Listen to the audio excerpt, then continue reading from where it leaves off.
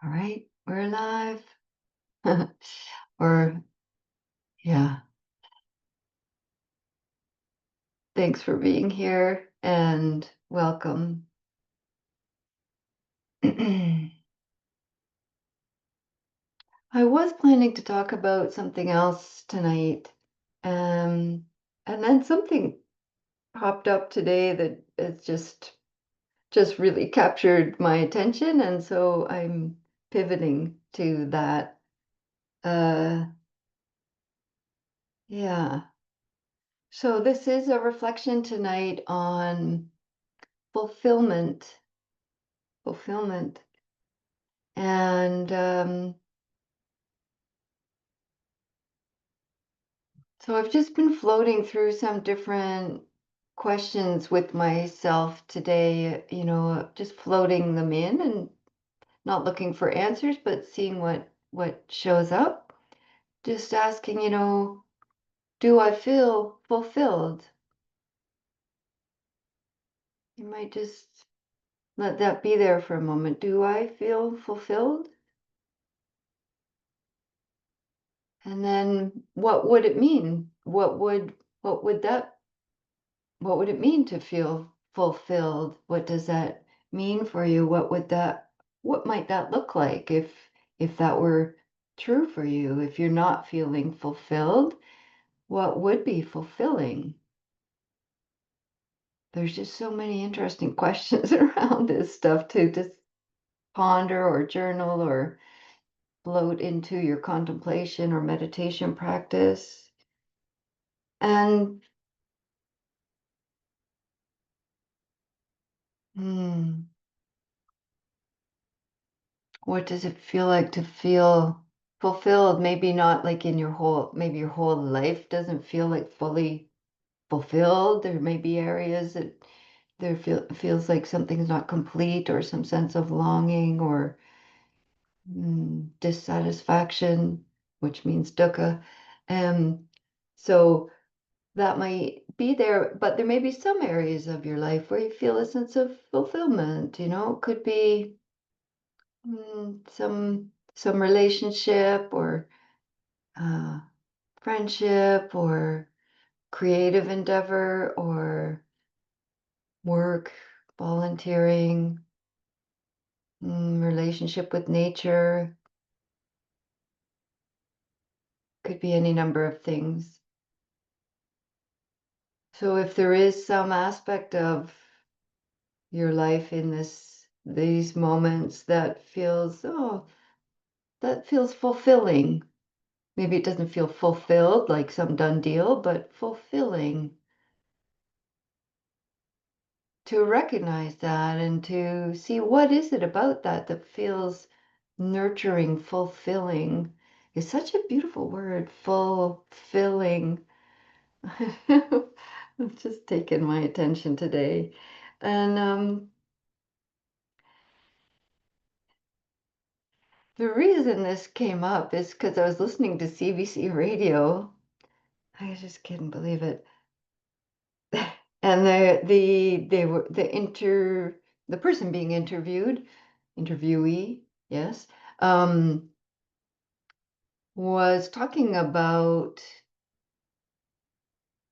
Amazon in particularly, that the whole uh, conglomeration of the Amazon brand and its expansion and further expansion and different issues, certainly around labor, but also about, what's happening with small businesses and other retailers and a whole complexity of discussion around it. I only caught part of the interview, but what caught my attention so much, a term I had never heard before, the interviewee said that was referring to like the Amazon warehouses and like massive warehouses as the fulfillment industry. I was like, what now? What now is that? The fulfillment industry. I'd never heard that term before. And what they mean is fulfilling your orders. This is the place, this fulfillment industry. And then there are fulfillment centers where the order is placed and they fulfill the order and get it to you, in 2 days or something. And this is called the fulfillment industry. I was just like, oh no, this is like so Orwellian newspeak, so twisted that this is called fulfillment, getting what I want fast. That's fulfilling now? Oh man.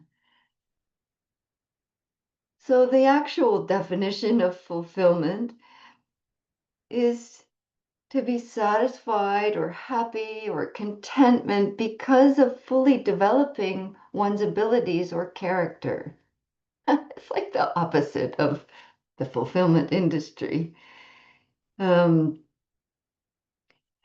and it's an, an adjective describing this feeling of pleasure or happiness in contentment, perhaps, of developing one's inner character or one's abilities. And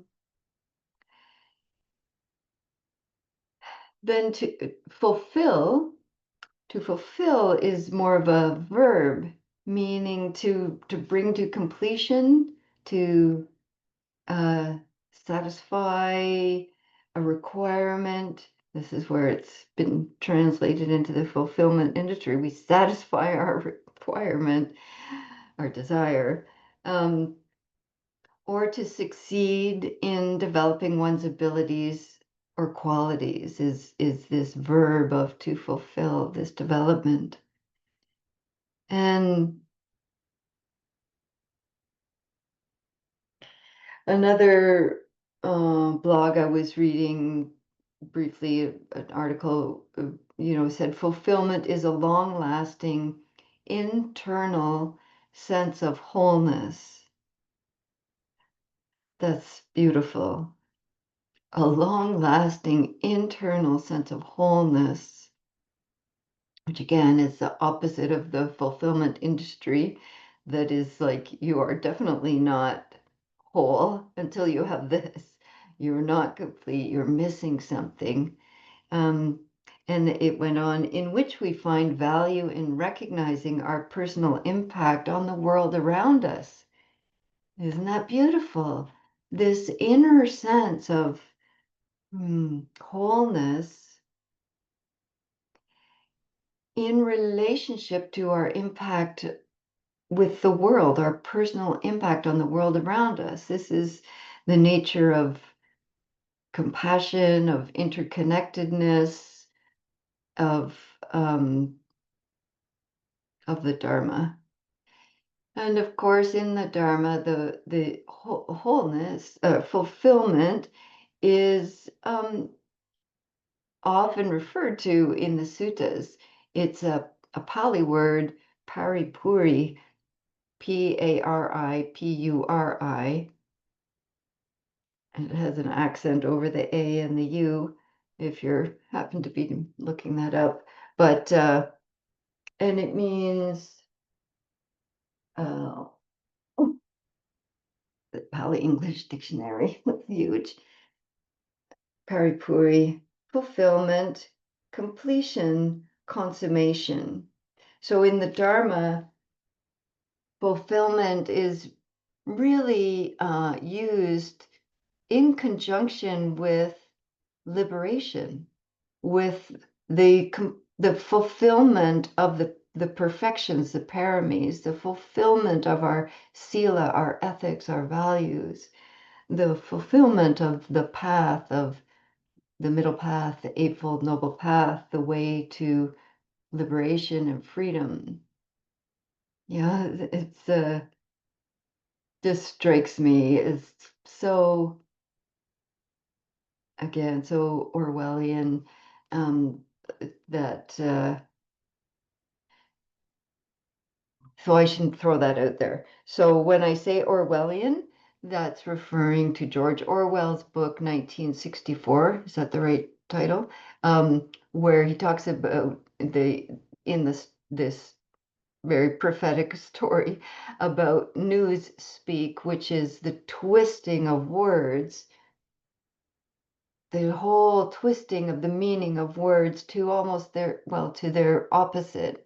And that's what this is to me as well. This fulfillment industry and fulfillment centers, which are the opposite of what fulfillment means, even in the English language, let alone in the Dharma and in Pali. Yeah, it's just really striking to me. Ah, and I'm certainly not preaching from on high. I'm certainly not immune to the effect of consumerism and desire and want seeing something. And it's often something like I didn't even know I wanted that or needed that. Certainly don't need it, but until sometimes you see it, like things that come across my news feed or emails, and seeing it's like, oh, look at that. Wouldn't that be fulfilling? Um, and so I'm not speaking from on high. I'm not immune to this, but I am really interested and curious about turning that on its head a little bit and seeing how manipulated I have been, we have been, in our pursuit, our desire to find happiness there, that will do it, that will do it, that will do it.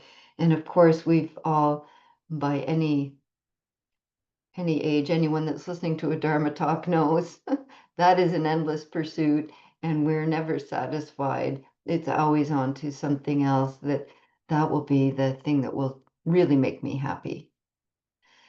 And of course, this is what the Buddha taught in his awakening to the ennobling the Four Noble Truths of um, understanding what suffering truly is, what discontent is, and what the underlying cause of that is. This clinging that will be the thing, getting rid of this and getting that, this attachment to ourselves, how we are this continual self-improvement project, or that thing, or that person, or those conditions, then I will be happy. And this is actually the underlying cause of our continual dissatisfaction. And of course, then the Buddha also saw if there's a cause for something and we take away that cause, like if there's a pain because there's a pin, well, I just had acupuncture treatment, so I'm thinking about pins, but if there's a pin in your leg and you remove the pin, then that pain or sensation is gone. And it's the same with dukkha or dissatisfaction. The underlying cause is clinging to these false desires. And if we remove that clinging, the suffering ends or is released or lessened, eased.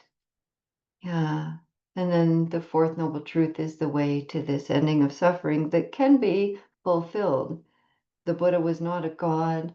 The Buddha, that name is an honorific title, which means awakened one.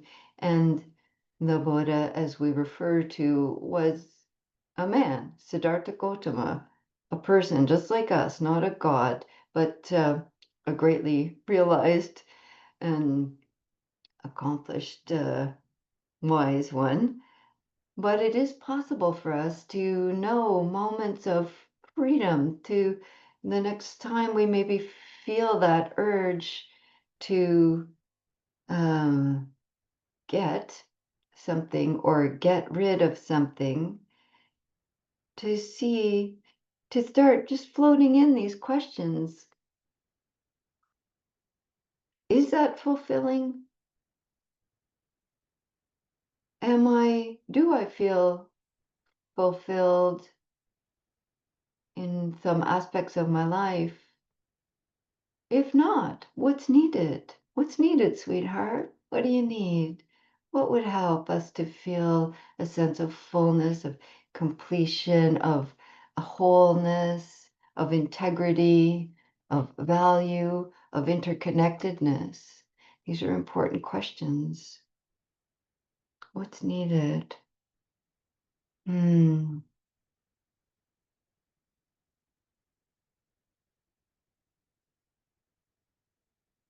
What needs to be developed?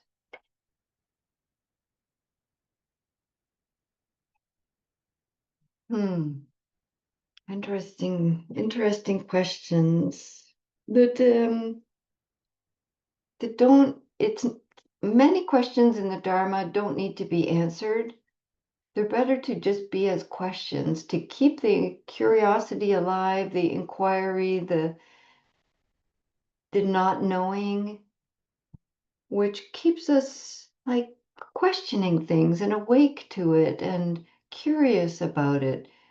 The questions aren't to like figure it out and fix something so quickly, but just to be in the curiosity about it, about fulfillment.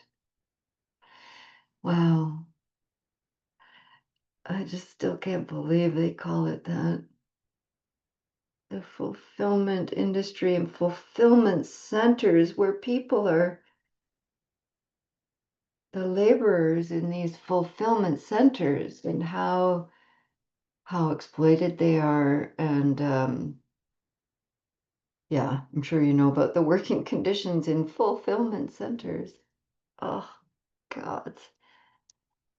So those were just some of my thoughts that I'm curious about and fascinated by. And remembering that fulfillment is possible for us, like true fulfillment, lasting fulfillment, embodied fulfillment, interconnected fulfillment is absolutely possible. So let's do that. Let's practice. Let's have a meditation. Let's have a sit together. Hmm. Mostly tonight we're just gonna practice, I think. I don't know yet what's gonna come, but mostly I feel a calming practice, like shamatha vipassana, this practice is some calming tranquility to soothe that savage beast of longing, to just settle into the body, the heart, the mind, calm down, take care, accompany ourselves. Um, that's the intention, but we'll see where it goes. Okay, I'm gonna have a sip of water first.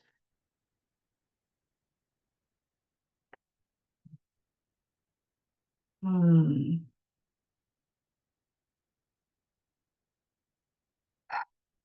Hmm.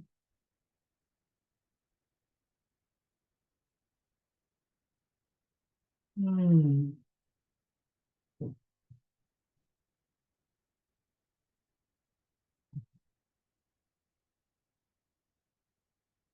So as you settle into your posture, see if you need any other movements or touch or supports or comforts.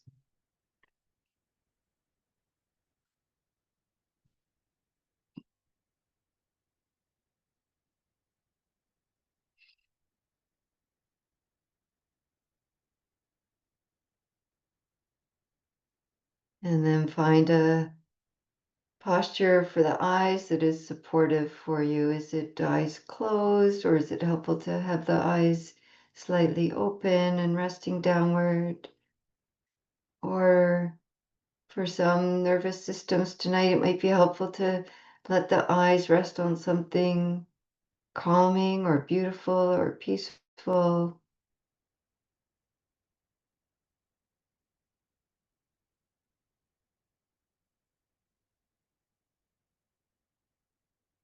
When you're ready, see if it's helpful to take a few sighing breaths.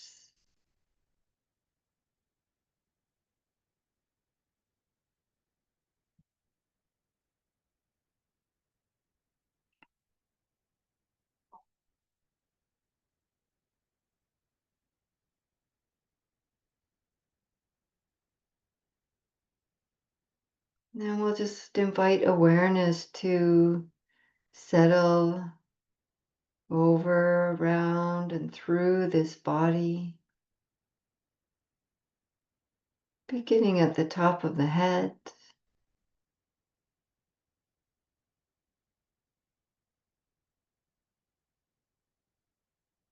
feeling awareness trickling down, sweeping down, around, and over the skull,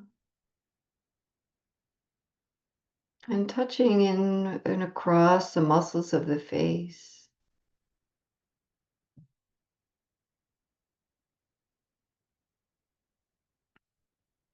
There's lots of wanting that's stuck in the muscles of the face, the center of the forehead that contracts with wanting to figure things out.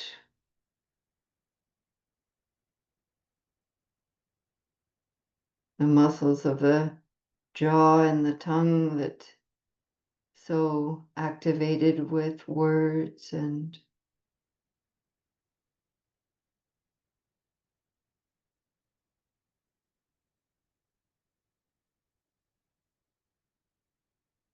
letting some ease, peace come into our expression.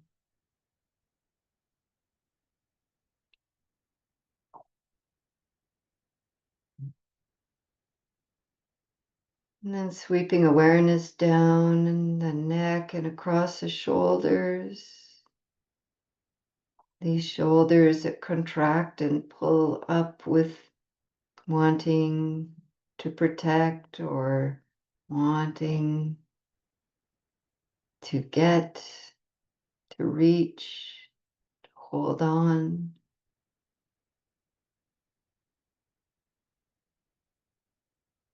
Contractions in the throat where there could be wanting to release tears that we're holding in.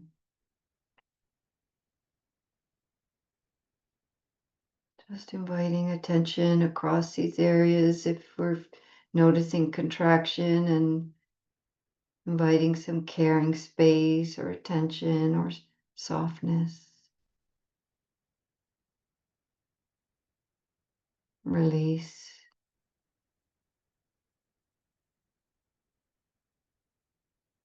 Awareness flows down the arms, and see what's in these hands, these grasping hands that like to get and to hold on. Can they just practice this act of fulfillment,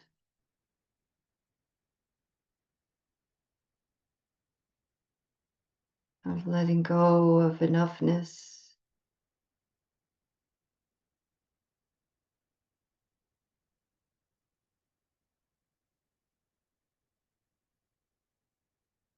Feeling deep into the center of the chest and center of the belly, noticing if there's contractions here.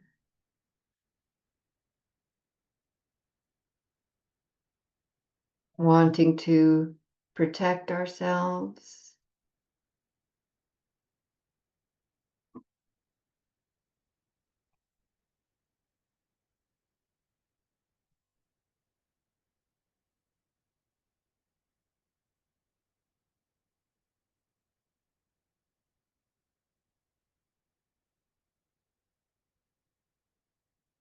And then feeling into the sensations in this moment of contact with the earth, with this support that you're on. Feel where the back and lower portion of the body are touching sensations of ground.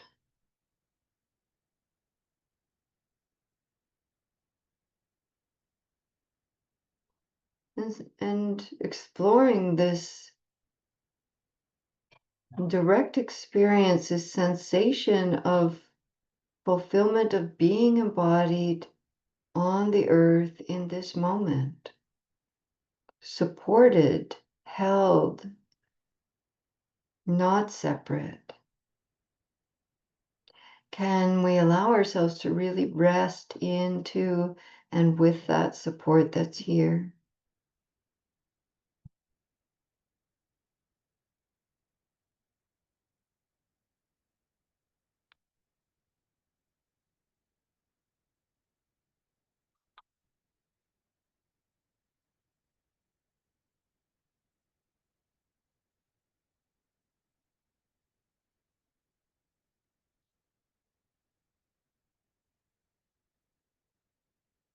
And now we draw in the energy, the uprightness of our values, our ethics, our five lay precepts that, or maybe your own values that stand true for you, that guide your life, your deepest core values of how you show up in the world to the best of your ability. We undertake these trainings to these ethical commitments, interbeing contracts, to refrain from causing harm, to refrain from taking life, to refrain from taking more than is freely given,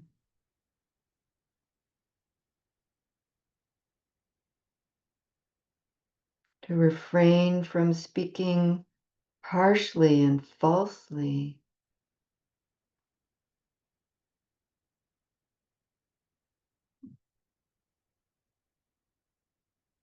to refrain from causing harm with our sexuality and our sensuality, all of our sense doors that are constantly grasping and seeking and longing for this false fulfillment.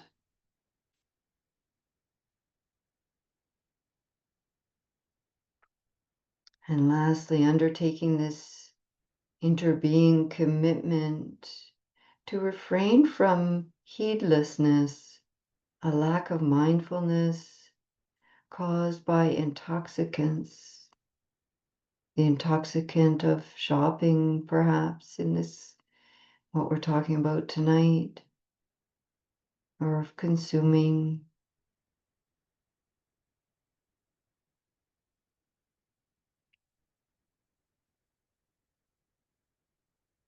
And fulfillment, as this adjective, actually means feeling satisfied or happy because of fully developing one's abilities or character. So feel these ethics or sila as your intention, commitment, actions to develop our inner character. What fulfillment is there at the end of the day? This day has ended, my life is shorter. Let me look closely. What have I done? Maybe small actions of kindness or generosity or curiosity or self-care. Can you allow yourself to feel the fulfillment of that?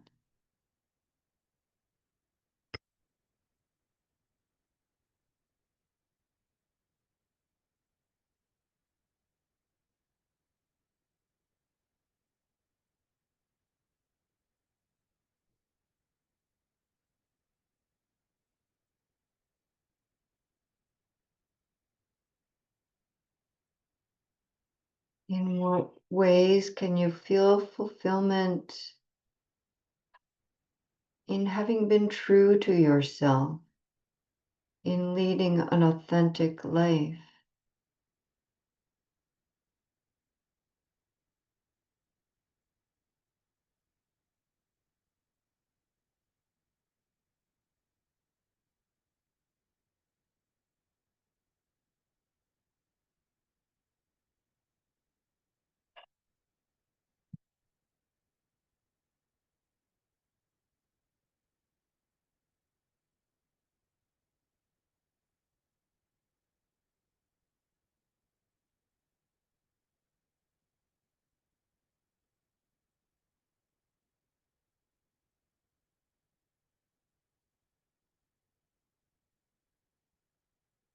And then from this place of inner curiosity and perhaps some kindness and maybe even a touch of contentment, we could just let our awareness start to gently rest on the breath.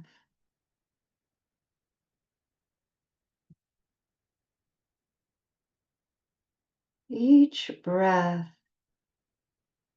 especially feeling this inhalation as we feel full, filling, fulfillment, as we feel fulfilled with this inhalation. And then we let it go. It lets go.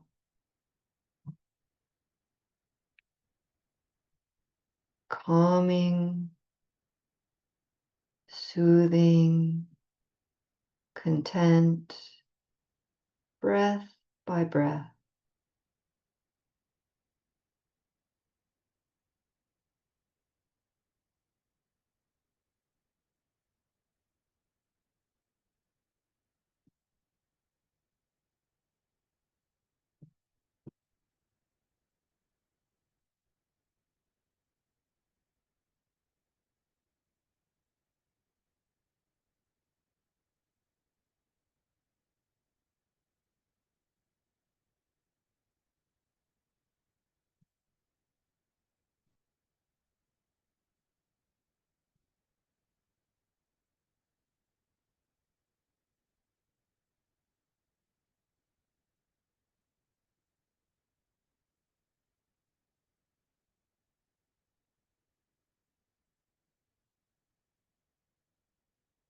When awareness slides away from this moment or this breath, just notice, you might be able to notice if there's some longing, some wanting, some attachment there. If the mind moves into future planning or becoming, is there some version of ourselves that we're attached to being seen as?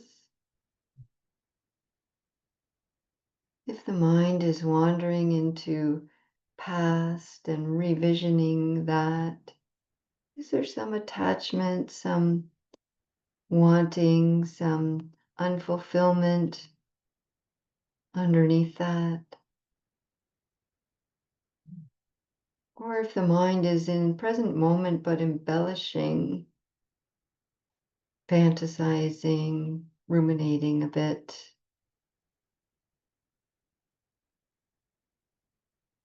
is there some sense of this moment not being fulfilling enough? Just here in this body, with this heart mind and this breath.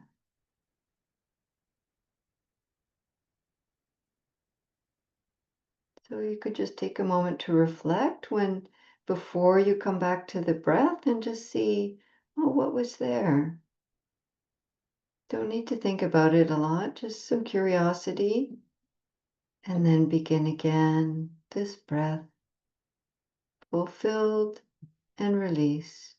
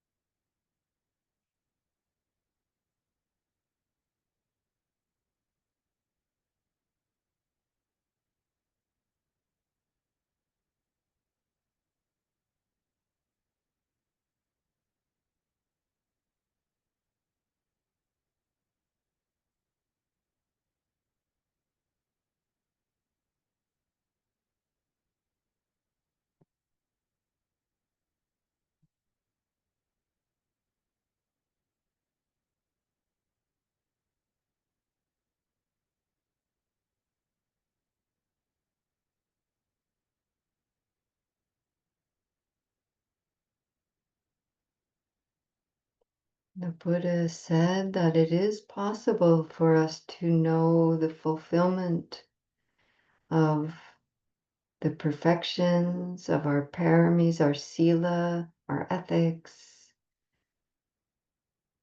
the fulfillment of freedom, freedom from dukkha. And if complete fulfillment or liberation does not feel possible for us at this time, recognize the moments where you feel a sense of fulfillment in the sense of these inner qualities, this sense of wholeness,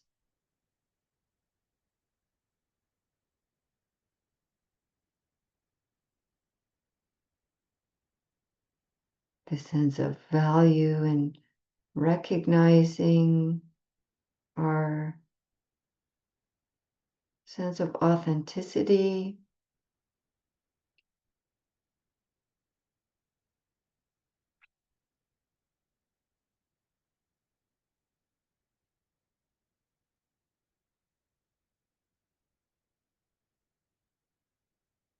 Notice if there's only a judgmental voice coming in of not enoughness.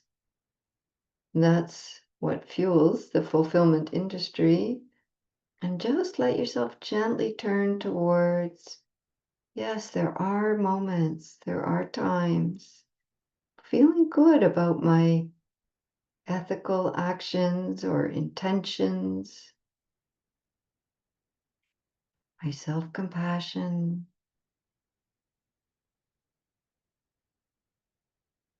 my generosity.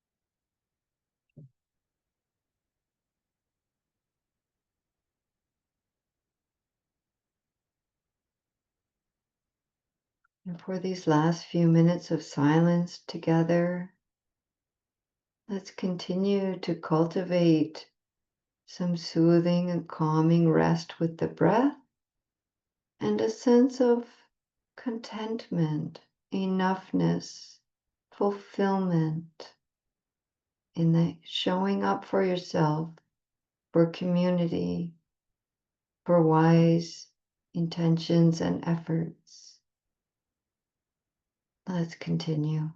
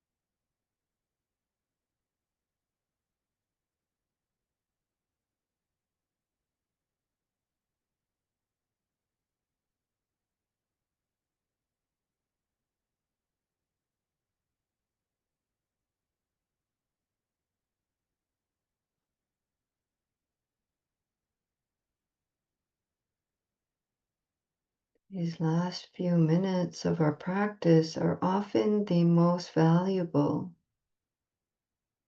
This may be where restlessness or dullness or sleepiness or doubt really starts to be known.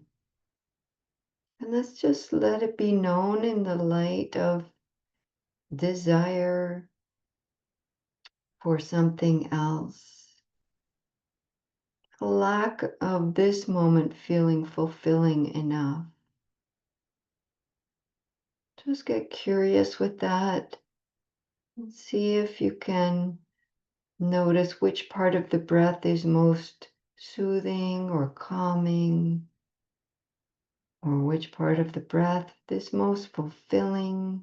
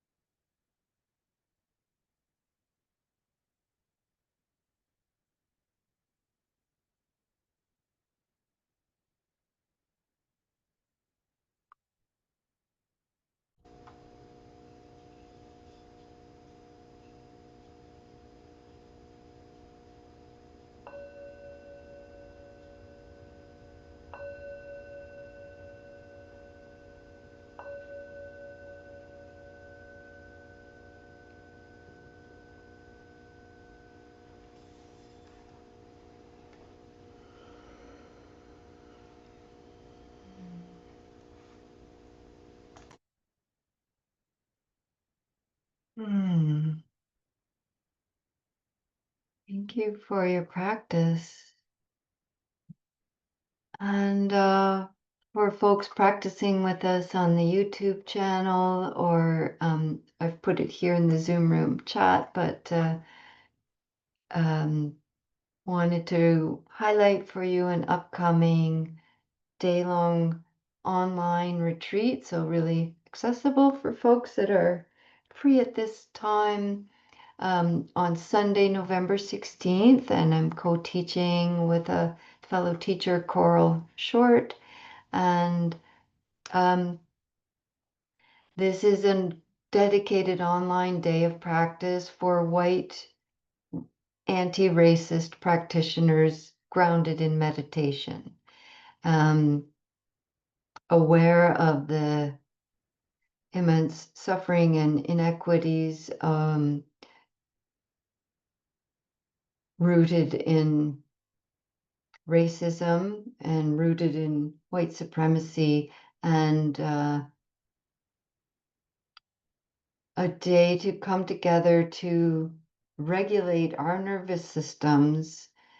Lots of somatic practices. Coral is a somatic practitioner as well as a Dharma teacher, and Dharma talks and sharing a lot of nice, gentle day of practice, um, talking about the possibilities of liberation and to soothe our nervous system freeze or activation responses, um, and cultivating equanimity, and in these times where we can feel so off balance. Um, and there's a sliding scale for this practice, a day of practice. And the this you can find the registration link through the True North Insight website. I'll put the link below. But really would love to practice with you and take care of our systems so that our heart, body, minds, so that we can continue showing up, continue being skillful by doing our own work, which is what BIPOC folks ask us to do your work and keep showing up. Yeah, so I'm happy to hear from you if you have any questions about it. And you can connect, through the True North Insight website. Um, would love to share that day of practice with you. All right, thanks for joining us tonight and this exploration of fulfillment. May we all awaken to the true possibilities of fulfillment. Thanks.